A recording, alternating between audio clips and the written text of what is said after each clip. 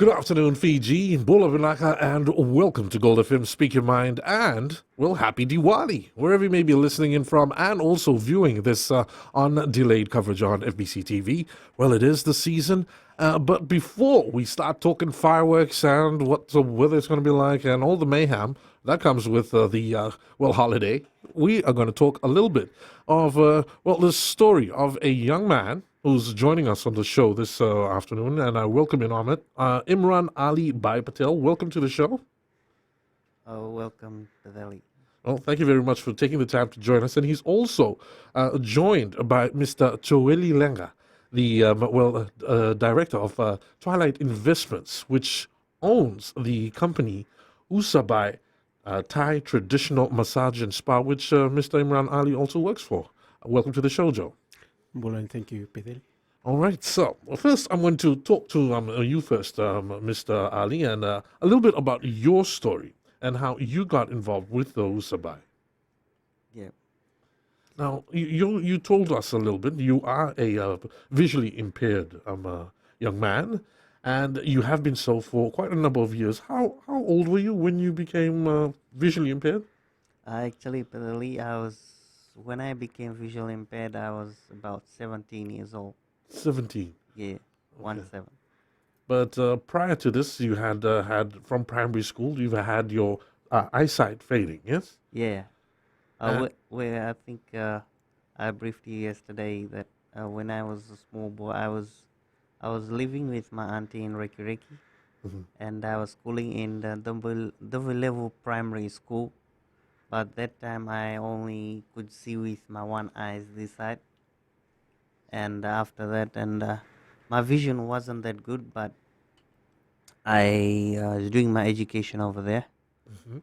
But when I was doing my education, then the doctors always tell me that Imran, when you grow bigger, your vision will be better. But it didn't work.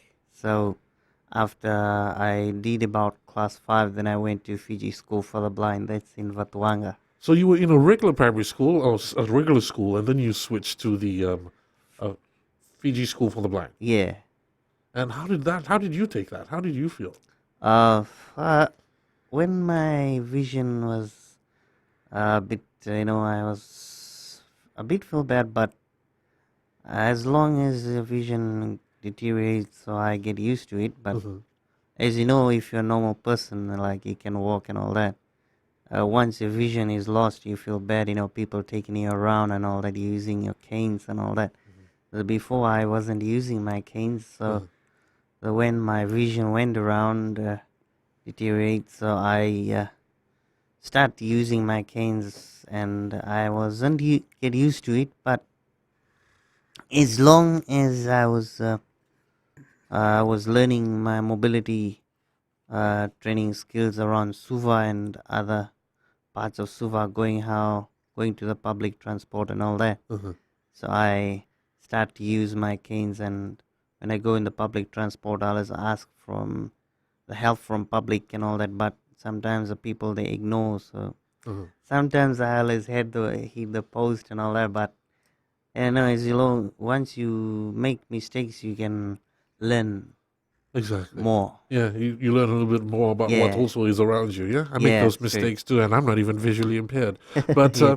here's the thing, Imran. What about your family Mm. and friends? How was it like for you? Especially as a young child, Yeah, when yeah. this happens to you. What were your friends like to you? Well, yeah, my friends wasn't happy, but my family too. But as my auntie tried a lot, she arranged for my treatment to go to Australia. She paid a lot of money, and we made appointments with a big surgeon in Brisbane, Australia. Mhm. So I went over there and I tried my best. But the doctor said over there that if you're gonna take out this one, you lose this one, and if you're gonna take out this one, you're gonna lose this side. So So it was either I being removed would lose the sight completely, or the yeah, other. yeah. So I told the doctors it's better don't take it out because otherwise I might hang on to people all day. So I don't want to do that. Well, it's quite. I like the attitude that you take on with all this that's happening around you. Yeah, Yeah, but I guess that's the attitude that you go by. Is that how you live your life? Yeah. yeah. Just being positive about things. Yeah, it's been positive. Everything you do, you don't have to put yourself down. You have to make yourself go up.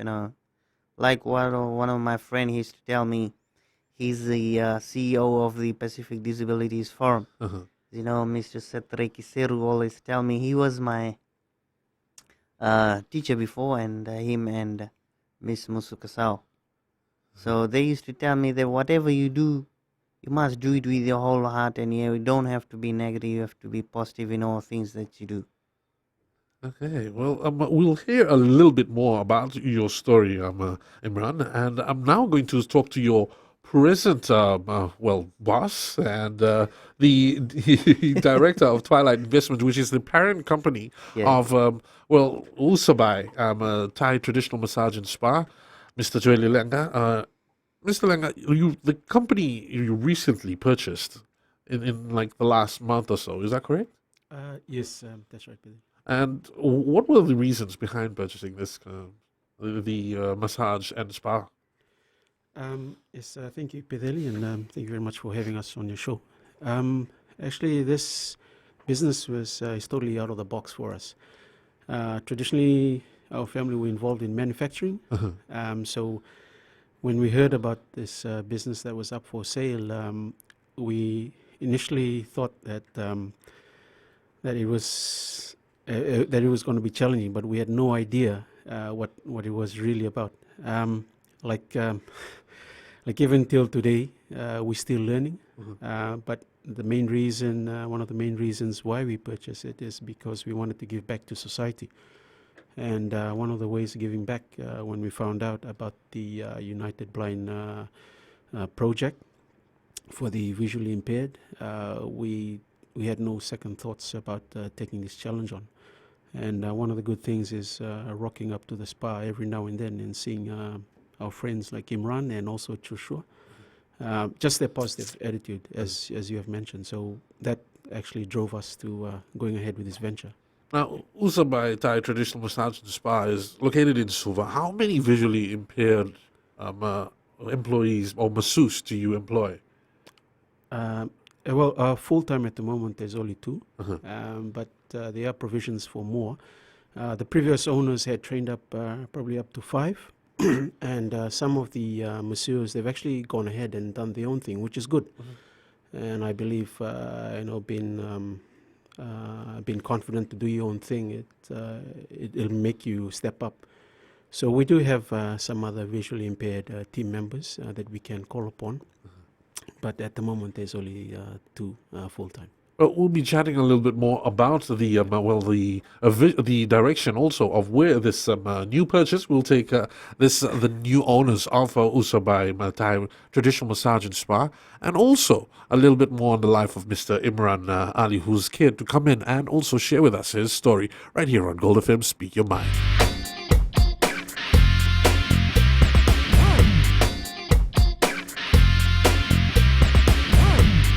Welcome back to Gold FM, Speak Your Mind, and we continue talking to Mr. Imran Ali Bhai Patel, the visually impaired masseuse at Usabai Thai Traditional Massage and Spa. Now, we have talked about your early life. Now, how did you get about into the masseuse or massage career?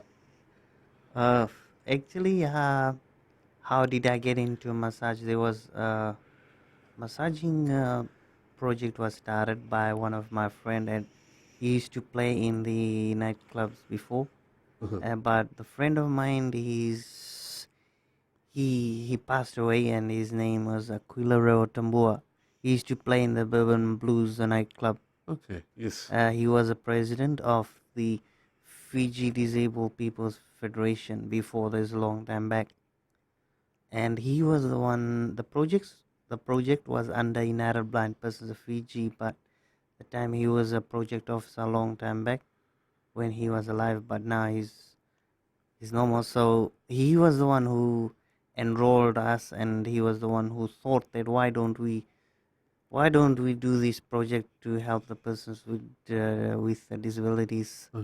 And he called me one afternoon, and he was sharing to me about this project, and I told him that I don't know how to do these muscle things.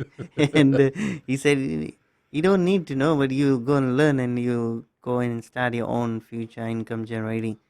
I said, okay. And he asked me, would you like to learn? I said, okay, I'll talk about it with my mom and I'll tell you tomorrow. Then the next day he called me again. I said yes to him. Then he asked other people, and I don't know what other people said, but they would love to join then. Then the enrollment started, and throughout him, and he looked for the sponsors from. He asked the Fiji Fish owner, Mr. Graham Southwick, and yeah, the Graham knows him very well. This is a long time back. So he was the one who paid everything for us, and but nowadays if you learn massage you have to pay more than 10 grand or 20,000. So but like we don't pay anything. Mr. Graham paid about our transport and the masseurs and the food and lunch and morning tea and all those. They really supported the project wholeheartedly, yeah? So he started those, but while we completed our training and Aquila passed away, we thought that he was alive. He should have presented us with our certificates.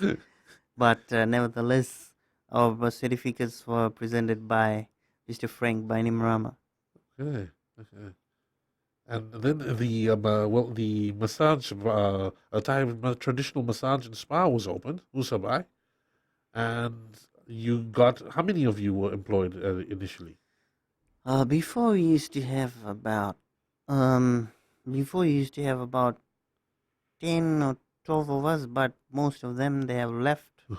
Then we used to left with 5. Some of them has left because they wanted to do their own works.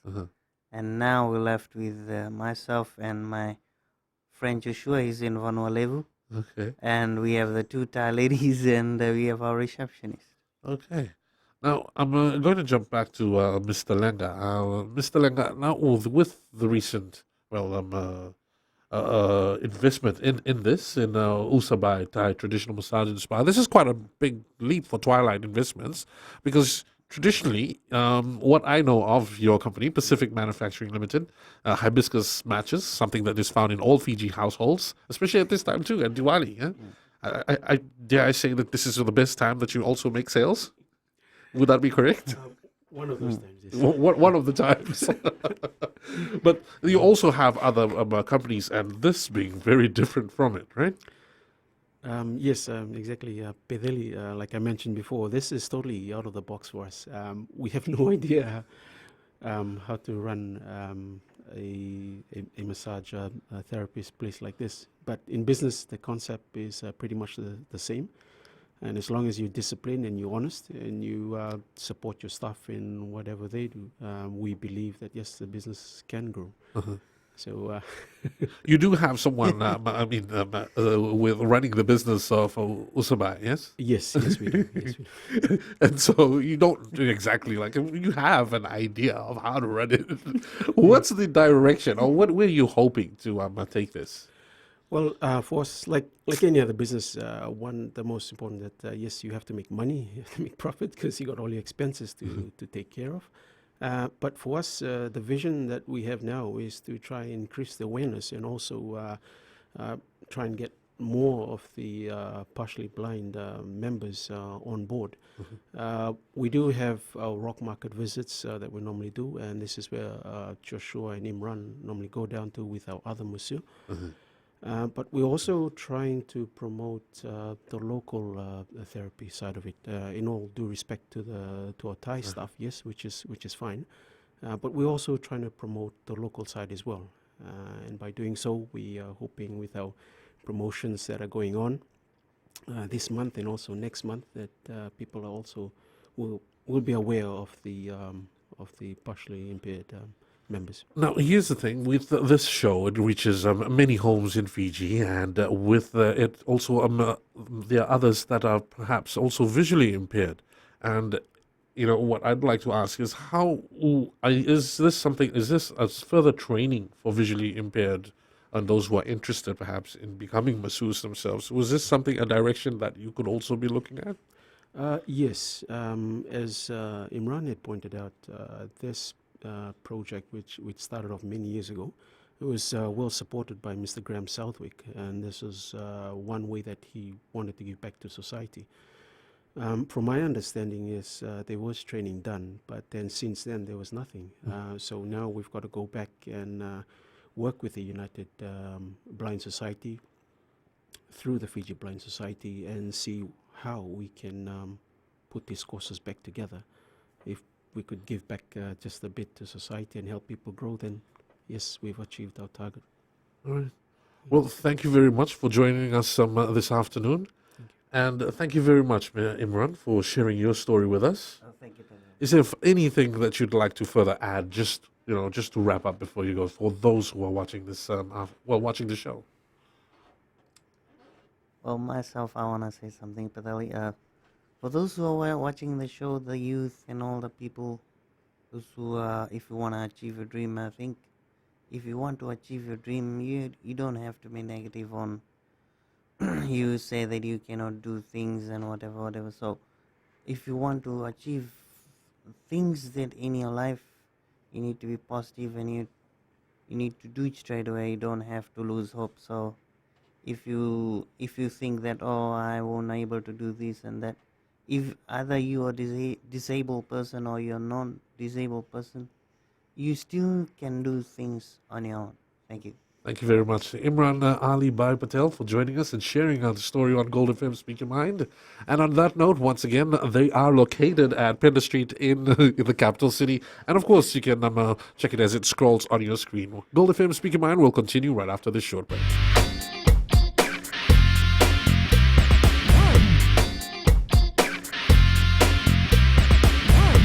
Welcome back to Gold FM Speak Your Mind. And, well, it is the season for Diwali fireworks. A lot, apart from, of course, the sweets, and many of you celebrating, but hopefully celebrating safely.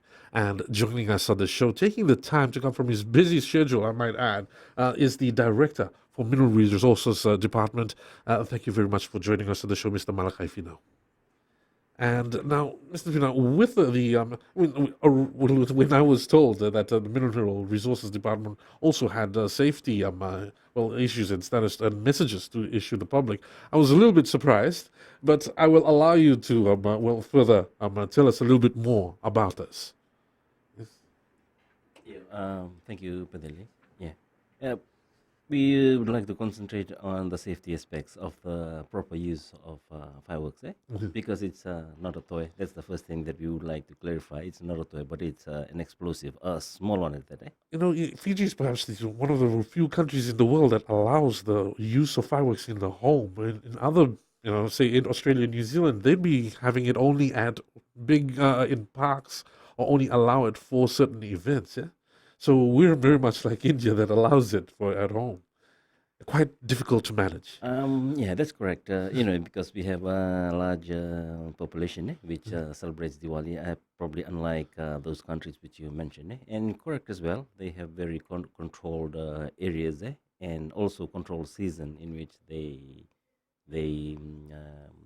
allow to discharge fireworks. Now, how difficult has it been a job for the Mineral Resources Department in terms of trying to police this? Yeah, it's quite a challenge, but then we work with other stakeholders, for example, the Ministry of Industry and Trade and the Police Department in enforcing the laws and in also policing. Because of the many shops around Fiji, retailers that sell these fireworks, and it's difficult to get to each one of them, and also because of the people that like to use it. There's quite a lot of as well in the lower age bracket. That's right. They like to discharge fireworks on almost occasions that needs to be celebrated. That is true. Yeah, Diwali and other holidays. Yes, that's correct. Yeah. Now, what is the role of the Mineral Resources Department? Okay, fireworks are classified as an explosive. So we administer the explosive act. So that's why we come in our role. to control the distribution, importation, and most importantly, the safe use. The safe Because use. it could lead to injury to people Uh-huh. and also to properties. It can lead to fires and other accidents. Now, there's also been a classification of these fireworks over the years. We've done very well over the past few years as controlling the more dangerous fireworks that we've previously had discharged in homes. I mean, I remember in the 80s and the early 90s of bigger fireworks, and we've come a long way in trying to have that controlled, especially having it available here in the country. So, what are these? Is it the role also of the Mineral Resources Department to classify these fireworks? Yeah, working with the stakeholders, of course. That's correct. Because some fireworks, as you mentioned, quite dangerous. The use it could lead to injuries, even fatalities. That has Yeah, happened. Yes. yeah, that's right. We've had history of fatalities from not knowing the correct use, That's right. what we call misuse, Mm. in discharging of fireworks. Um, yes, those are some of the issues. Now, when looking at we've looked at the classifications, and now what kind of safety measures are you looking at in terms for this year, for 2015? One major issue which we, from our inspections, we've inspecting the use, some of the complaints we received. There are two major issues which come to mind. One is the noise, a loud noise. Yes. But then just as well, noise is just noise. It's too loud. Usually the younger population, the younger generation, they like loud things. But then again, there are some members of the community, much older. Some are sick. Some just don't like loud. Some just yeah, want to rest. That's right. Yeah. That's correct. The other is to do with handling. There are some fireworks which people handle instead of you're not supposed to handle. It's when you discharge, you're supposed to put it on the ground, stabilize it. That's right. Yeah, some hold it, and some even point it at others. Yes. Moving vehicles, other people, animals, for that matter, dogs. Unfortunately. Unfortunately. But yeah, those are cases of mishandling. For us, we are seriously looking at cases of mishandling. But then again, it's out in the general public. Despite the advices, people continue to use this. Sometimes they like to play with fireworks. Yeah, so we're looking at how it can be controlled because one area which we can control is the importation. So if we continue to get complaints or reports of injuries or fatalities, then we might seriously look at perhaps controlling the importation of such fireworks, which people handle instead of putting on the ground. But then again, it's to do with awareness, how people are aware of the proper use, which is a big part we play leading up to Diwali and during Diwali period, and hopefully other occasions in which people celebrate and would like to discharge fireworks. But all these fireworks also are supposed to come with instructions on the side, yes? That's correct. That's part of our inspections.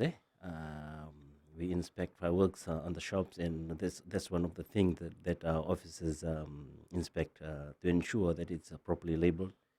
And we also advise the public to read the instructions carefully. Where instructions are not written in English, that's a non-permitted item, and therefore they are not encouraged to purchase or to use. Contains instructions. Yeah, those are some of the things that our officers inspect. Labeling, how it's stored in shops, in retailers, and retailers, and also advising the public on how to use it properly. Well, we'll take a short break here on Gold FM Speak Your Mind. We're talking about the safety and the proper use of fireworks during this Diwali season.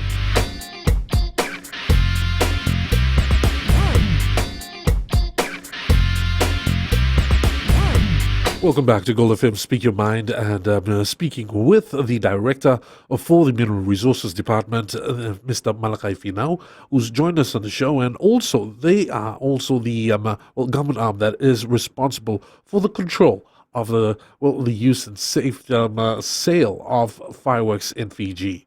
Now, just before the break, we mentioned about how your officers are attempting to go around in various stores to check on the proper labeling of these fireworks.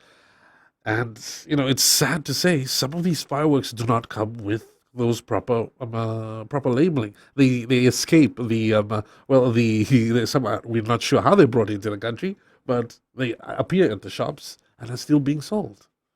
Yeah, we work with the Ministry of Industry and Trade on that, and we start at sort of like that sort of point of entry. Point of entry, yeah. For importers, we import the containers as it comes in, and that's where they inspect for labeling, and the permitted and the non-permitted types.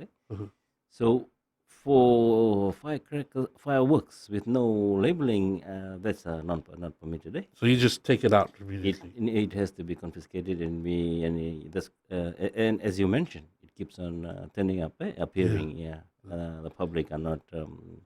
But that's something also a responsibility of the public, yeah? That's- Not to buy the ones with That's proper correct, yeah. instructions. Responsibility of the public, responsibility of the retailers as well. They have a duty of responsibility and this sort of thing. Now, with these fireworks, you also mentioned, there's also a rather safe line. I mean, there's a line that we must walk, especially as the controlling body, in trying to police the use of fireworks. Short of giving them fines, short of having police officers perhaps turn up, but if that's the way it looks if we continue to have the misuse of fireworks. Am I correct? Correct. That's correct. Yeah, and That's the challenge you yeah, face. that's correct. And I think part of maybe challenge or living in Fiji is like we all like to join in on holidays, Yes, it's true. especially when for other cultures and other beliefs. For example, in Diwali, I think a lot of non-Hindus actually discharge a lot of fireworks. I will And, share with you a little story that I heard from a cousin that is actually a nurse at the emergency ward. Come Diwali, as they've recorded the last 10 years, the bulk of the emergency cases that they receive are from non-Hindus correct. and with fireworks mishaps. And I mean, this is. I mean, yes, we share in the joy of other religions and the celebration of different cultures, but we also have to be responsible. That's correct. We must do it safely and legally as well. So I think that's all part of safe use of fireworks. Now, I understand there's also controls that have been put in this year specifically, the times of the discharge of fireworks. Yes, there is a time. That's correct. On every other day, it's from the hours of 5 p.m. to 10 p.m. And on Diwali day, it's an extension from Right. 5 p.m. to 12 midnight. Okay. What happens? What happens if we find others or neighbors discharging, or if what is there a penalty? Yes, there is a penalty for it's an offense actually. Yeah, but then there's the police or our numbers. We've advertised in the newspaper. Yeah, this past few days, and there are also numbers of our offices in which the public could report. But I would like also to advise the public if they could log the time and maybe how loud, if they could have an indication. It would help in the investigation or in the assessment, because we will conduct after the event, after Diwali, we will conduct sort of an assessment and a debriefing as we move forward to 2016, because there has been suggestions, a lot of some complaints from the public about the loudness of the sound in some of the types. So we would be having an assessment after Diwali and discussing ways in which we could improve our control and management of the use of fireworks. Now, with this year and the previous and last year, how would you say have retailers performed in terms of being responsible in selling the safe and also importing the safe I fireworks? think the retailers in terms of response, I think they really improved because there's been little breaches in terms of, for example, in the inspections of the containers that come in, and the fireworks are well labeled. Yeah, that's another improvement. Whereas before we used to have labeling in different languages, and they used to confiscate oversized and non-permitted fireworks, but that has really reduced. I think the traders are becoming more responsible, because it affects their business at the end of the day. Sure. Yeah, The public is a little bit more aware too. that's correct. Yeah. Now, just before we wrap up the show, was there anything else you'd like to add on, and just to drive for the Fiji public? Yeah, I think for the first point, I'd like to reiterate our message that it's not a toy. It's an explosive, and it can lead to injuries and even fatalities if not used properly. Now, the second message that I'd like to share is, for us to expect the fireworks at this time.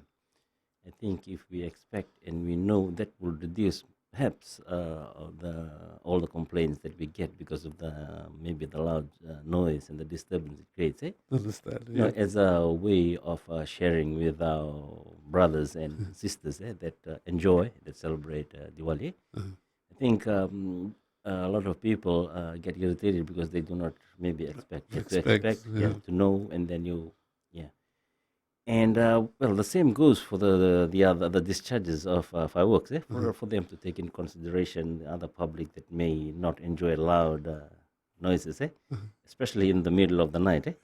Yeah. Yes. I would advise the people discharging fireworks, maybe if they could discharge early during the night, see, from 5 to 10, rather than waiting till to discharge at 10 o'clock, when maybe people like to have a rest and go to sleep. Discharge early and use the legally and the permitted ones. Yeah, but then I would like to reiterate the safe use. It's not supposed to be handled. A lot of people are still holding them and firing from the hands. Could lead to burns and serious injuries to the hands. To read the labeling properly, and I think it all requires all of us to be considerate of one another. Absolutely. The users and the non-users as well. So that they can enjoy a safe and happy occasion, Diwali. Well, thank you very much, Mr. Malka, if you know. Thank you. Thank you. Joining us, the Director for the Mineral Resources Department. And that also concludes our session on this special Diwali segment of Gold FM Speak Your Mind. Welcome back to Gold FM Speak Your Mind. We're almost to the end of the show. Now we continue our discussion with Marangeti VT's Nunia Thomas, who've been explaining. Just been asking you about the Rautabo because I'm absolutely fascinated with this tree, because I love trees. I love hanging out in my village. But there are other species that and models of which that you've brought into the studio. We've got this is I'm looking at it. It looks like a parrot, but what is this? Yes, that's the parrot that's found on Vitilevu. Okay. We have 3 different races of parrots, 3 different species. Sorry, so that's the one that's endemic to Vitilevu. And there's a different one that's found in Kandavo, and then a different one that's found in Vanua-Levu and the northern islands. I used to think that they were all the same ones. No. Now, See, the color is different. There's something that we also hear often is the karao. And Yes. you've brought a model of that. And now, can you tell us a little bit about the karao? So the Karao Ningau is Fiji's only endemic seabird, and as far as we know, it only breeds on the island of Ngau. And this was first discovered in the 1800s. But the Karao Ningau is a very special bird. Like other petrels, they marry for life, and they lay their eggs up in the mountains. And when it was first discovered, when they were trying to find the breeding habit of the Karao Ningau, the scientists were looking around, they couldn't find it, and they found it in the lullaby that the women used to sing to the children. And then that's when they got the idea that the Karao Ningau was laying eggs up in the mountains. And since then, and now in the 1980s, the National Trust of Fiji was running their research in trying to find the nest. And now we've gotten to a point now where we have Fiji's first wildlife detector dogs on the island of Ngau searching for the nest of the Karao Ningau. And in their work, within 2 years of searching, they have found the world's largest colony of the Kathaubula, which is another species of the petrel. So the Kathaubula is also found in other Pacific islands, but the Kathauningau is nowhere else in the world that we have ever seen it. It's only ever been seen crash landing in the villages on Ngau. Nowhere else in Fiji, only on the island of Ngau. Do they fly anywhere else, or do they ask? The experts say that they probably fly as far as New Zealand to feed, but when it's time to lay their eggs, they'll come right back to the island of Ngau. Fascinating how It they. is. It is. Now there are other models of endemic species that you brought along. Well, I'm going to ask Alta just very quickly about that one here. this one, yes. Well, that's the bristle-thighed curlew. The bristle-thighed curlew is probably one of Fiji's original tourists. These birds come all the way from North America and Alaska. Wow. And they come to the mudflats here in Fiji. And run about them at the end of September is the month that they arrive. And they come to feed here. That's Fiji's summer starting. So they come to feed until they're a bit fat enough. Then they start island hopping all the way back to the northern hemisphere to lay their eggs in a short summer period there. And then they up again in the jet stream and they fly back to Fiji. So they are Fiji's original tourists, along with the Ndilio. You know, there's a saying, "Kunikone nrendre na elok Ndilio," Ndilio. because our elders knew that the Ndilio does not lay its eggs here in Fiji. It goes far away, lays its eggs there, and then it just It comes comes back back. to use the Fiji mudflats as a feeding ground to gather up enough fat to then run back there and fly back and lay their eggs. This is and all breed. very fascinating Very and, fast. and I'm sure this is all part of your awareness programs that Yes. you take. Now, Marangeti Fiji, from my understanding, is quite a small organization, isn't it? Yes. So I'll give you some time. Just Okay. explain a little bit the work that you do. We're a membership-based organization, and we're local. We were formed in 2007, and our aim is to educate local children about biodiversity. I mean, I grew up not knowing that we had a Fiji ground frog, that we had unique plants and animals that are found only in Fiji. So when I started learning about Fiji's wildlife, I was lucky that in 2007, when this organization was formed, I became an employee. And that's when it became part of, I can say it's my vocation now, to teach about Fiji's wildlife so that we can realize that there are plants and animals here in Fiji worth protecting. And that they play a very important role. The clean drinking water and the firewood and all the services that we receive, they are possible because these animals are performing the role that God had given them to perform. We human beings, we are the ones with the brains, so we can make decisions to help these plants and animals continue to perform their role.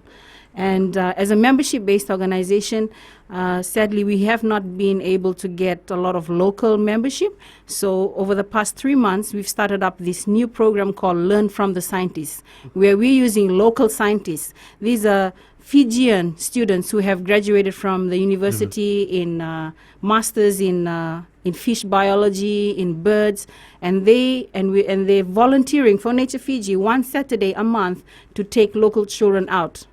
And the next one is coming up on the 22nd of August with Lekima Copeland, and he's a fish biologist, and he's taking children up to the Nambukavesi Creek to then learn about the different types of fish that we have in Fiji. So this just engaging local scientists with local children, but even international scientists, That just so also that could- local children can learn that there is a lot that we have, and we need more local scientists learning about this because then they can translate scientific knowledge into traditional knowledge and then communicate about it to their matangali, or they have the traditional knowledge that can strengthen the science that they have.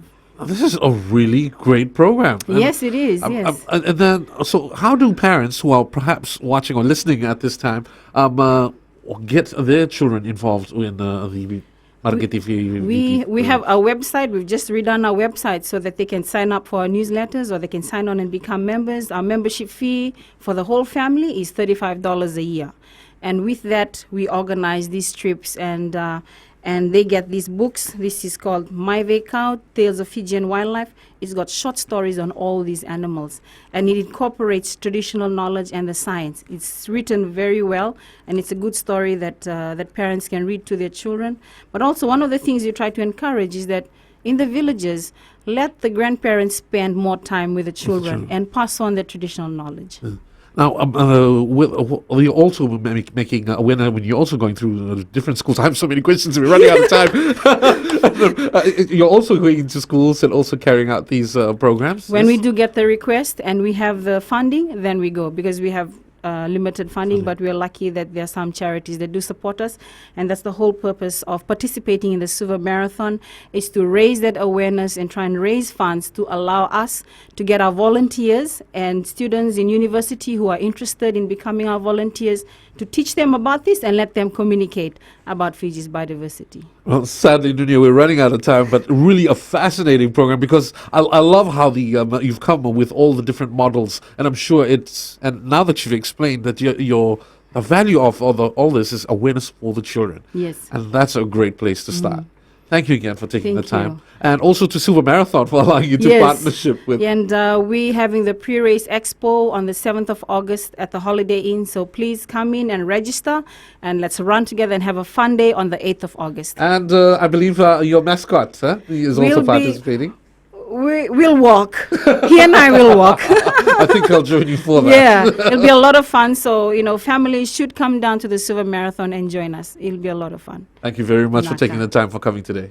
Thank you. And that's a wrap on the Gold FM Speak Your Mind. Thank you again for taking the time to watch the show. Tune in again next week. And of course, do remember you can send us your feedback on goldfm@nbc.com.fj. Until next week, goodbye.